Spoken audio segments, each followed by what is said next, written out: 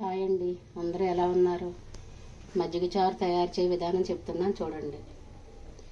కావలసిన పదార్థాలు: మినపప్పు, శనగపప్పు, ఆవాలు, ఎండుమిరపకాయలు, మెంతులు, అల్లం, పచ్చిమిర్చి పేస్టు, కరివేపాకు, ఉల్లిపాయలు, పావు లీటర్ పెరుగు. ఇలా మజ్జిగ చిలుక్కోండి.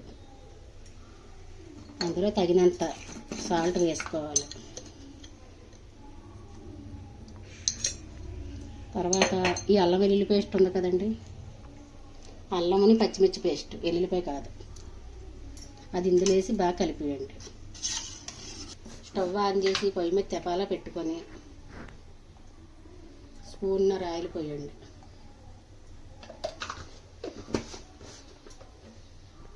ఆయిల్ బాగా వేడెక్కింది, పోపులు వేసేయండి. ఆయిల్, కరివేపాకు, ఎండుమిరపకాయలు వేసేయండి.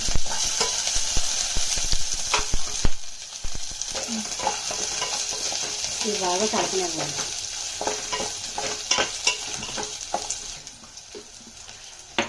అందులో తగినంత పసుపు వేసుకోండి. తగినంత అంటే ఒక చిటికెడ నచ్చమాట. వేగింది కదండి, స్టవ్ ఆపేయండి. స్టవ్ కట్టాక మజ్జిగ వేయాలి. ముందు వేసామంటే మజ్జిగ ఇరిగిపోద్ది అన్నమాట.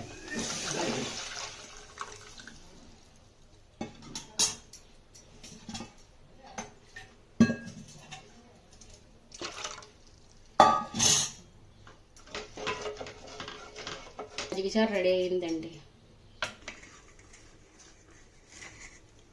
ఇందులో మీరు కొన్ని పచ్చిమిరపకాయలు కూడా ఇలా పైన వేసుకోవాలి. అంతేనండి, గుమ్మగుమ్మలాడే మజ్జిగ చారు రెడీ అయింది. ఇది వేడివేడి అన్నంలో వేసుకొని తింటే ఎంతో రుచిగా ఉంటుందండి.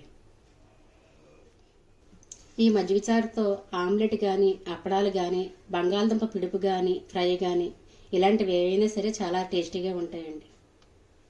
సరే అండి, మరి ఉంటానండి.